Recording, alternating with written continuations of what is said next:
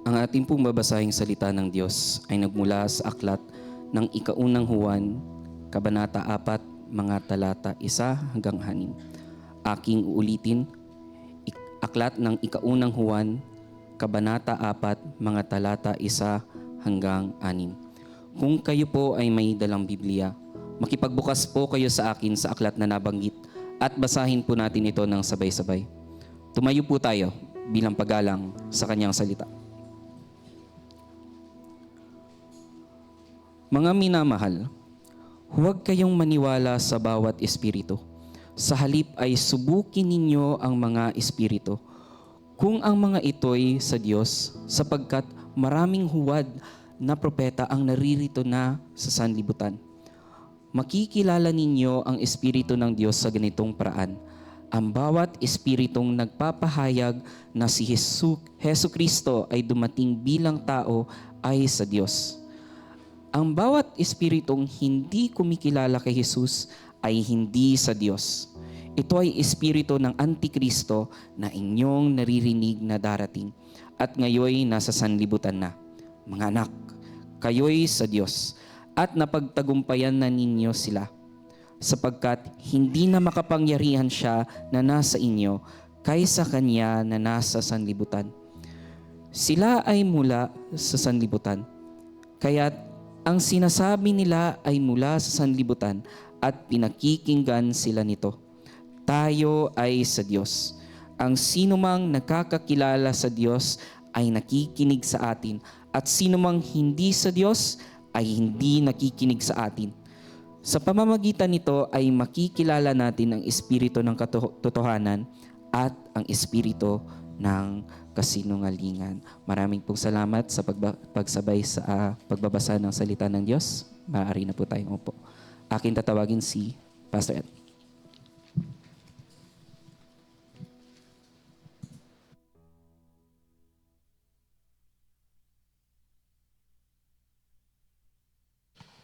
Ang pamagat ng ating sermon ngayon ay subukin ang mga espiritu base sa unang liham ni Juan, Kabanata 4, ang mga verses na 1 hanggang 6. Tandaan niyo po, ang title ay Subukin, hindi Subukan.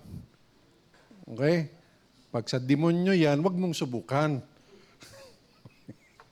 Pag mali yung turo, wag mong subukan. Subukin mo kung tama o mali. Yan ang ibig sabihin po niyan. Ngayon, konting background lang dun sa nakaraan, konting recap. Kasi series tayo, serye. Di ba pag nanonood kayo ng serye sa television, minsan yung nakaraan may recap. Kaya tuwing nagsisimula tayo, may konting recap tayo para huwag masyadong malayo sa konteksto yung ating pinag-aaralan. Pinaliwanag ng apostol na ang banal na espiritu ang gumagabay sa mga mananampalataya para maniwala kay Kristo at mahalin ang isa't isa. Posible lang yon dahil sa kilos ng banal na espiritu o sa kanyang mga gawa. Yung mga nasa liwanag ay may fellowship, may samahan na kasama ang Ama at ang Anak at ang Banal na Espiritu. Nagbigay babala si John, si Juan, yung nagsulat sa mga mananampalataya na mag-ingat at gumamit ng spiritual discernment. Hindi nakalagay yun sa teksto pero yun ang sinasabi niya na kailangan subukin. No, bantayan ang mga nagtuturo. Dapat nilang i-test ang mga espiritu kasi marami ang mga peking propeta. Pero may comfort tayo, galing tayo sa Diyos at nalampasan na natin ang mga maling katuruan ng mga huwad na guro kasi ang espiritong nananahan sa atin ay mas makapangyarihan kaysa sa espiritong nasa mundo. Ang mga false teachers ay mula sa mundo, kaya galing sa worldly perspective ang sinasabi nila at madaling tanggapin niya ng mundo. Pero ang mga galing sa Diyos ay nakikinig sa mensahe ng mga apostol Dahil dito, natin malalaman kung alin ang espiritu ng katotohanan at anong alin ang espiritu ng kasinungalingan. Basahin po natin yung verse 1. Mga minamahal, huwag kayong maniwala sa bawat espiritu. Diyan muna tayo. No? Sa simula, isipin natin na espiritu, literal ito. Sa Greek o sa Griego, hangin ito. Huwag kayong maniwala sa lahat ng hangin. Ngayon, anong kayang ibig sabihin nila sa pananalitang iyon? Kasi sabi nga natin, may mga salitang Pinoy na Pinoy lang nakakaintindi. May salitang Bicolano na Bicolano lang nakakaintindi. Hanggat ngayon may nagtatanong pa rin sa akin, tiga ibang probinsya, ano daw ibig sabihin ng uragon? Ay ko, iba-iba kasi ibig sabihin yan, depende paano ginamit eh. Mahirap, medyo lalalim ka sa kultura ng Bicolano. Hindi lang yan kasi isang ibig sabihin. Pwedeng positive, pwedeng negative, pwedeng neutral. No? Ganon din, anong ibig sabihin, subukan yung lahat ng hangin? Yung salitang espiritu ay hangin sa Greek. Sa konteksto niya, lalabas na ito ay mga turo o impluensya. Ayun, yun pala gamit nila ng hangin. Tayo ginagamit rin natin yung hangin. Parang mataas ang hangin niya. Ayun, mayabang, ibig sabihin, parang ang hangin niya. Ang hangin niya kasi puro kung ano yung mga accomplishment niya, gusto niyang sabihin sa lahat ng tao. Ang hangin eh. May gamit din tayo, pero hindi maintindihan ng iba yan kasi, pero pag nakuha mo yung konteksto, ibig sabihin nila mayabang. Dito, pag binasa mo yung konteksto, maintindihan mo anong ibig sabihin ng subukin ang bawat espiritu. Kumbaga, subukin ang bawat hangin, ibig sabihin bawat turo o impluensya ay kailangan bantayan, siguraduhin na ayon sa mga tinuro ng Panginoon na pinaliwanag ng mga apostol. No? Kasi ang nagsulat ng Mateo, Marcos, Lucas, Juan, apostol o yung kasama ng apostol. Maraming naniniwala na yung mga sinulat ni Marcos ay kay Pedrong pag-iisip yan. Kasi si Marcos or si John Mark ay isang malapit na associate ni Pedro. No? So si Lucas ay isang associate ni Pablo. No? Isang magaling na manunulat pero doktor siya. Kaya pag sinabi niya yung mga milagro, maaasahan mo na tama siguro yun kasi doktor ang nagkwento ng milagro eh. So, kaya po, pinapahalagahan po natin yan. So mga minamahal, huwag kayong maniwala sa bawat espiritu. Ngayon, napakahalaga po niyan kasi hindi pwedeng lahat ng impluensya ay papakinggan natin. Lalo na mahilig kayong manood sa YouTube o mahilig kayong makabisita sa iba-ibang church na kung ano-ano yung tinuturo, basta nakakuha ng may sinabi sa Biblia, isang verse, pero kung titingnan mo yung konteksto, iba naman yung sinasabi, ay huwag kagad paniwalaan. At dito, isang hamon natin yon, ginagamit natin yung context study. Kung gusto nyo mas technical, inductive study yan, ibig sabihin kung ano yung teksto, ano yung nakasulat yan, anong sinabi ng manunulat, anong ibig niyang sabihin, no? At anong ibig sabihin, kinukuha natin sa interpretasyon base sa konteksto ng history at ng literature. No?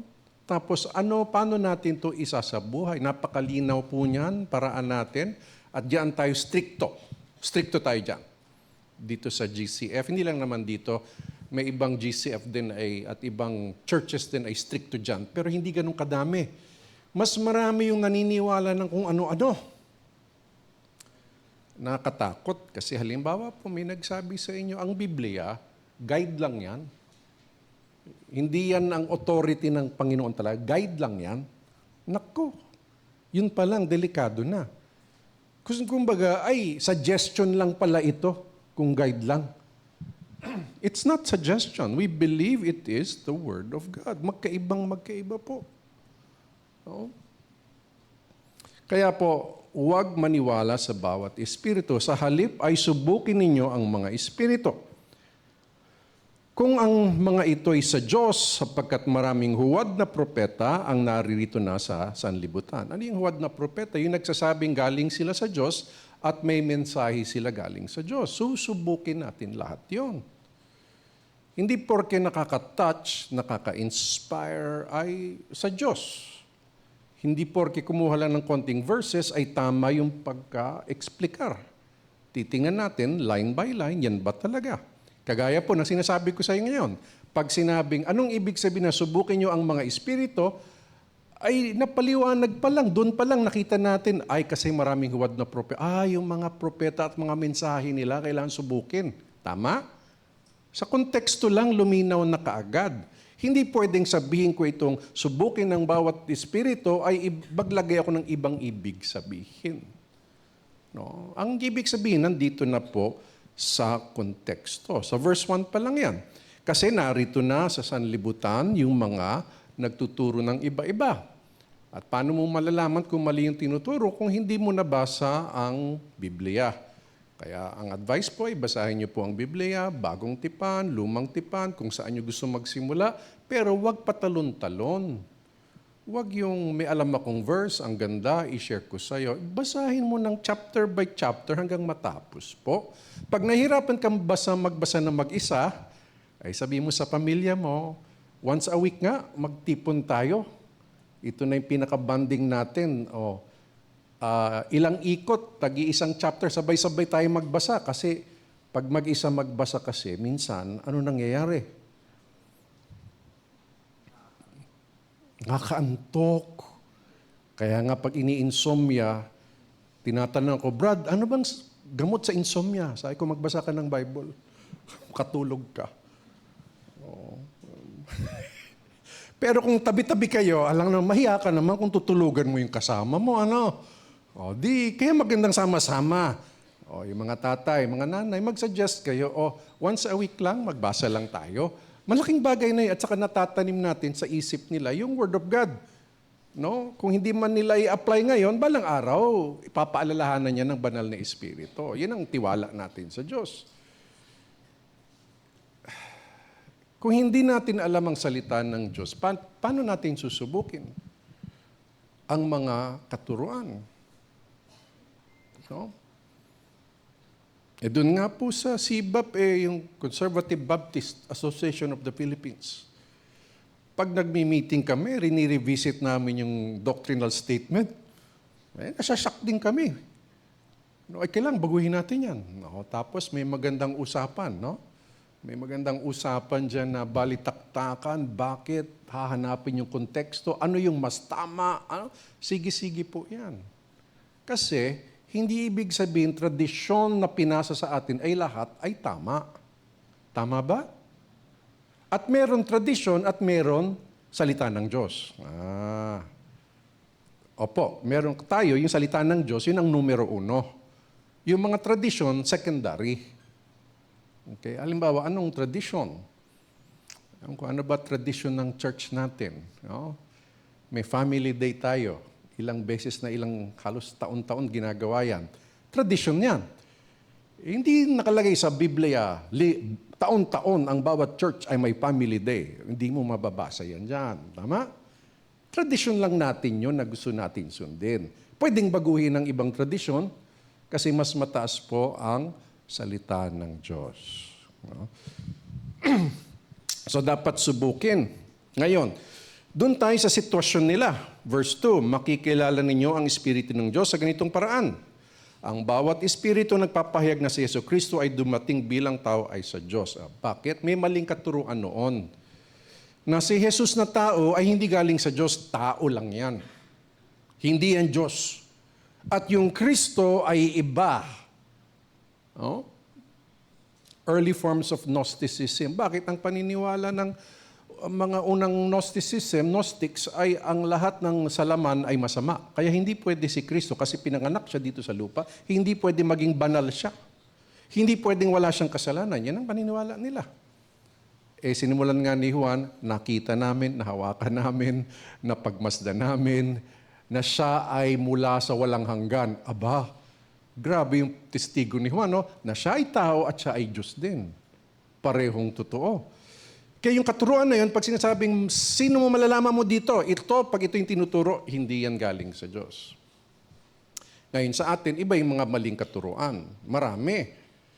So anong dapat gawin? Dapat alam natin yung katotohanan para masubukan natin kung ano yung mali. No? Verse 3, ang bawat espiritong hindi kumikilala kay Jesus ay hindi sa Diyos. Tandaan natin, yung salita ay si Jesus. No? Kasi Jesus na tao, Kristo na Diyos. Ganon. Inihiwalay. Okay? Ito ay espiritu ng Antikristo. Sinabing Antikristo, laban kay Kristo. No, laban to kay Kristo. Yan ang ibig sabihin lang niyan, ganun kasimple lang yan. Na inyong narinig na darating at ngayon nasa sanlibutan na. Nandito na. Kaya po, anong ibig sabihin nito ay malinaw yung ibig niyang sabihin. Kasi may dumaan ngang maling katuruan sa kanila at yung iba natangay. Yung natira, sinasabi niya, kayo matibay kayo. Kayo talaga'y nasa Diyos kasi hindi kayo naniwala doon. No? At yung mga kasama natin, na akala natin kasama natin, ang sinasabi niya, hindi talaga natin kasama yon kasi naniwala sila doon. No? Ayan, mula po yan. Mula chapter 1, verse 1 pa yan hanggang dito. So, subukin ang mga pahayag. Ayan. Kung titingnan natin yung application, talon tayo sa pagsasabuhay, dapat nating i-test ang bawat uri ng pangangaral. Mapa-preaching yan, podcast sa YouTube or sa Spotify, diskusyon, sermon, libro, isang artikulo, o kahit anong platform na yan, lahat ng hindi tugma sa kung sino si Kristo at sa mga turo niya na makikita sa salita ng Diyos ay dapat tanggihan. Okay, mahalaga to para kay Juan, kaya dapat mahalaga din sa atin. O kung ang pananaw mo ay pare-pareho lang naman yan sa Diyos, ay nagkamali ka na. Sabi nga, subukin eh. No? Kinontra mo na kagad si Juan. Siya yung in-inspire ng Panginoon magsulat ng Biblia eh. Hindi naman ikaw eh. Okay, subukin. Okay, pakisabi ng sabay-sabay, kasunod ko, subukin. Ayan. Isa pa, subukin. Yan. Paalala yan sa bawat isa sa atin. No? Kaya minsan nahirapan ako kung ano-anong ina-attendan seminar. Pagdating dito, litong-lito. Basahin mo muna ang Biblia bago ka kung saan-saan pumunta. Matuto ka munang mag-aral ng konteksto bago ka kung kani-kanino makinig. Napakahalaga po yan. No? So, God is good. No? Purihin ang Diyos. Masaya ba kayo na stricto tayo dito? Dapat lang. Kaya kung mahina-hina ang magturo ka dito at pagkatapos, may mga leaders tayo magsasabi sa iyo, mali. Baguhin mo yan, sunod mong pag-akyat doon. Pag mahina-hina ka, hindi ka tatagal sa GCF bilang mangangaral. Kasi dito pinagsasabihin talaga namin. Una, sabay namin pag-aaralan. Tapos minsan pag may biglang naliko, yung iba katanggap-tanggap, pwede naman. Yung iba sobrang layo. Hindi yan yung teksto. Ba't yun ang sinasabi mo? Kung lilihis ka sa teksto, magpapaalam ka sa kausap mo. O hindi po ito dito ha, sa ibang, pero mahanap nyo ito sa Biblia, pero gusto ko lang banggitin. Magalang tayo sa mga nakikinig sa atin. Amen? Amen. God is good.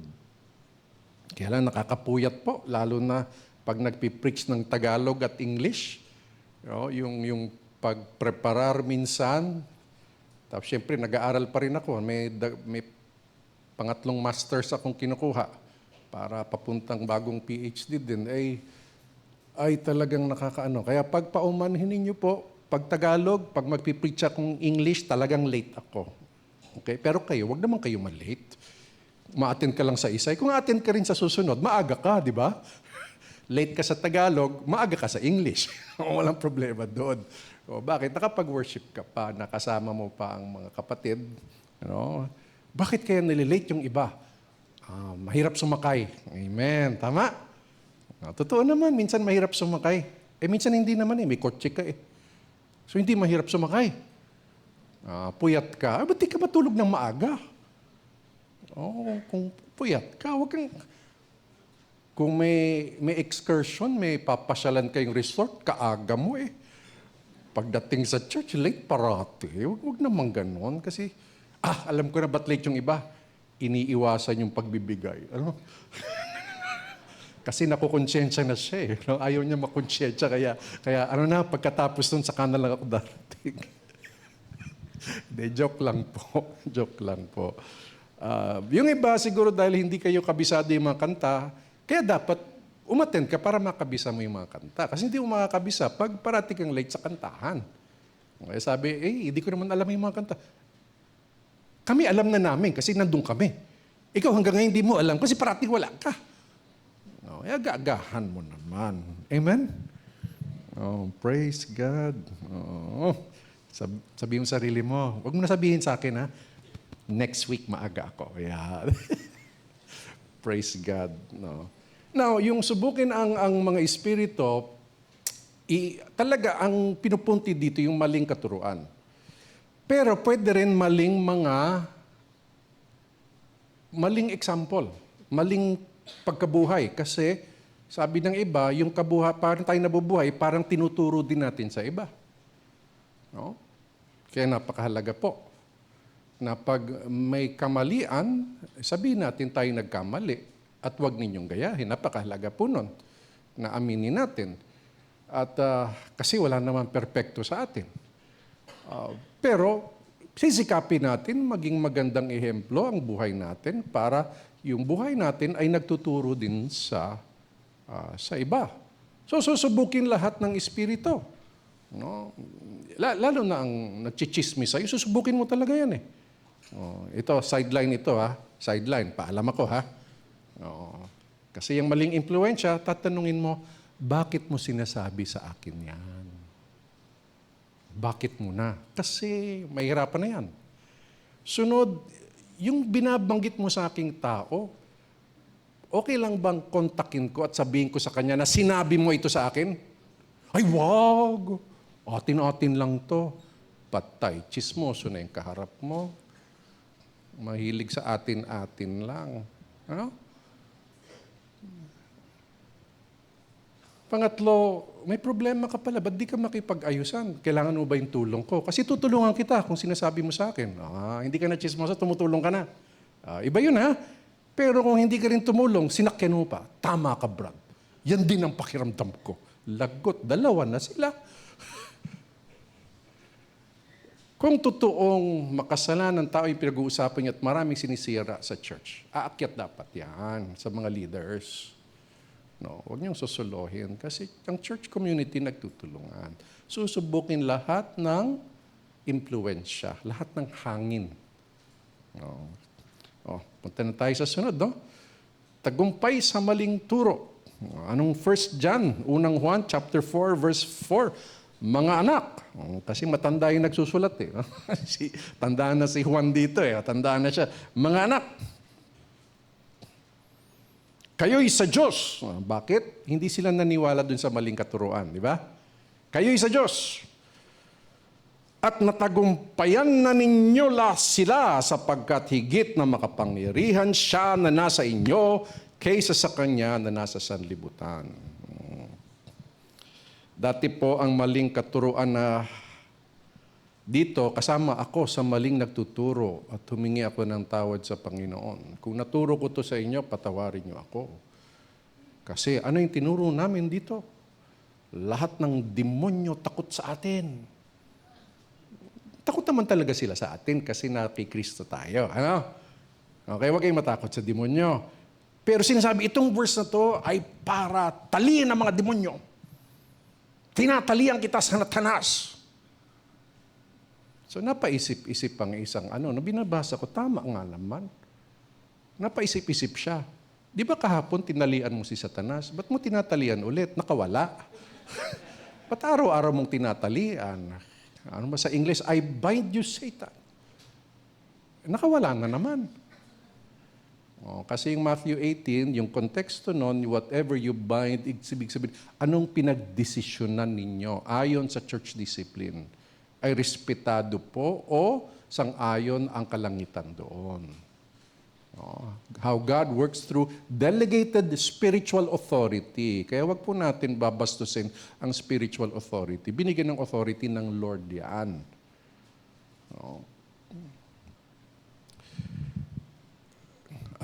Greater is He that is in you than he that is in the world. Anong sinasabi? Yung banal na Espiritu ang gumabay sa inyo. Yun ang sinasabi. Yung nananahan sa inyo, siya ang gumabay sa inyo para natapagtagumpayan nyo itong mga maling espiritu o maling impluensya o maling katuruan. No? So, kailangan may tagumpay tayo, pagtatagumpay sa maling turo. Kung mahalaga po sa mga apostol na iwasan ang maling katuruan, ay dapat maging mahalaga din sa atin. Paano natin malalaman? Aral, linya, bawat salita, bawat linya, titingnan mabuti. So itong konteksto ba, pang demonyo ito o pang katuruan? Ano tingin niyo? Pang katuruan ito, maling katuruan. O siyempre, sa ibang verse, sa ibang chapter, sa ibang lugar sa Biblia, ay, sige, laban tayo sa kaaway. No, ang talagang tinutukoy yung mga kaaway na espiritual. Pero ito, ang sinasabi dito sa tekstong ito, yung maling katuruan po. No?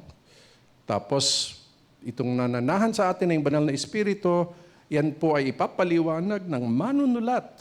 No?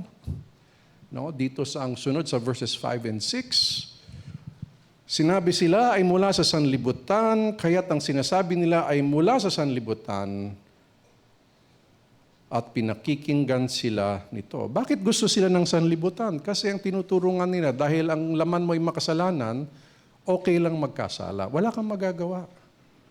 Pero pwede kang maligtas kahit ikay maging makasalanan na ituloy mo ang sexual immorality. Kasi lahat naman yan ang ginagawa eh. Hindi po. Hindi yun ang sinasabi dito. Yan ang gusto ng sanlibutan. Biro mo itong katuruan na to, lalaki church natin yan. Pag sinabi kong, pwede kang maligtas, pero okay lang mambabae. Kadaming lalaki dito niyan, ano? Uy, sa church na yun, okay mambabae. Tanggap nila ako. Hindi. Magsisi ka ng kasalanan mo. Hindi pwede. So, hindi pwede. No? Kaya po, sinabi ito, tayo ay sa Diyos. Ano ibig sabihin tayo sa Diyos? Yung hindi ka sang-ayon sa katuruan iyon, pero yung katuruan na iyon ay may bungang pagkabuhay. Pag tinuro nga naman sa iyo na gano'n, yung laman mo talagang makasalanan, wala ka nang magagawa, ay madali kang gumawa ng excuse. Pero kung hindi mo tinatanggap yung excuse mo, Lord, patawarin mo ako, at kung ako'y magkasala, iiwanan ko po yan, Panginoon. Gusto kong maging tuwid sa harapan mo kasi yun ang tinuro mo sa amin. Yan. Pagbago yung pag-iisip mo, anong ibig sabihin ng pagbabago ng isip? Pagsisisi. Isang ibig sabihin ng repentance yan ay hindi lang masama, hindi lang yung feeling guilty ka o kinahihiya mo yung ginawa mo, pero binago mo din yung isip. Kaya sinabi tayo ay sa Diyos kasi hindi nga tayo naniniwala sa ganyang katuruan. Ang sino mang nakakakilala sa Diyos ay nakikinig sa atin. At sino mang hindi sa Diyos ay hindi nakikinig sa atin. No? Sa pamamagitan nito ay makikilala natin ang espiritu ng katotohanan at espiritu ng kasinungalingan. So may espiritu ng kasinungalingan. Yun yung iba-ibang espiritu. Kasi isa lang naman ang espiritu ng katotohanan. Yun yung banal na espiritu. Ano ginagawa ng banal na espiritu? Ay tinututok tayo kay Jesus at tinututok tayo sa katuroan ng Panginoon. No? So, punta tayo sa John, no? Kasi kung titingnan mo sa aklat ni Juan, pareho nagsulat ng 1 John at saka ng John. No? Kaya marami tayong mapupulot dito sa 1 John na nandun na sa John. Halos bawat chapter meron Okay, tingnan naman natin yung sa Juan 16 verses 13 hanggang 14. No? Juan 16, John 16.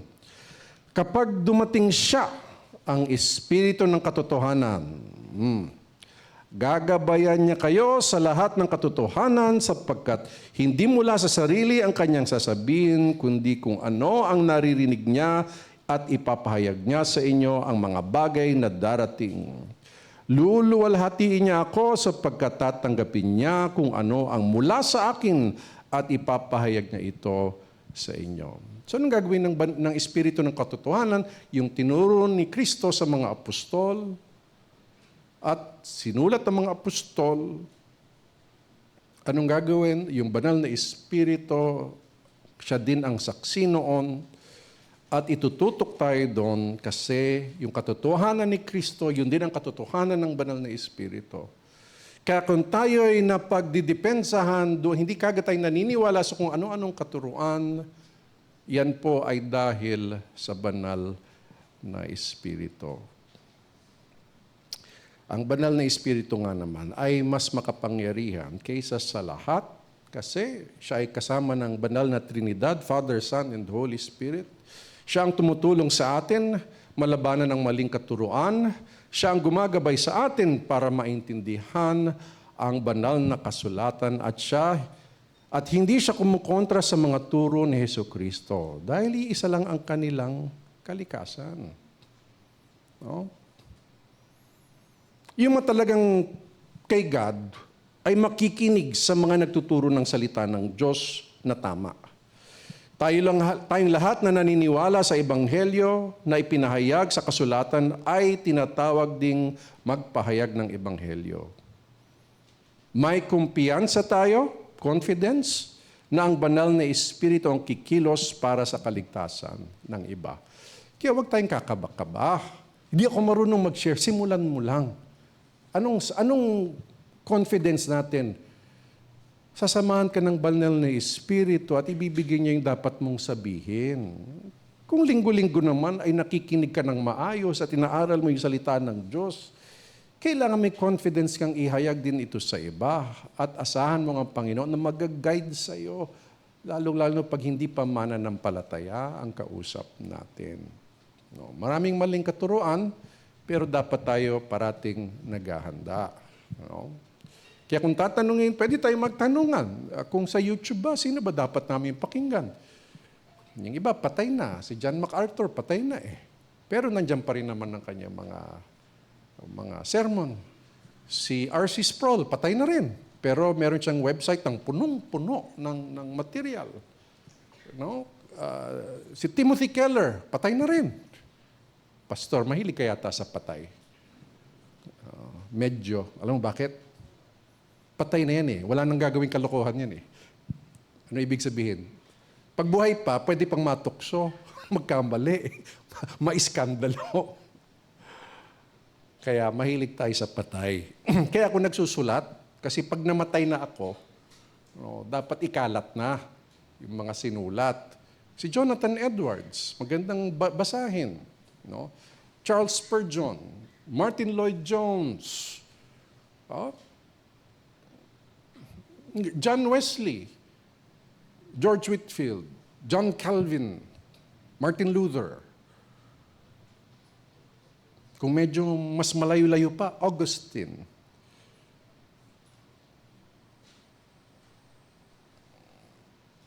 Pero bawat salita rin ay tinitingnan ng maayos. Kasi may konteksto din sila.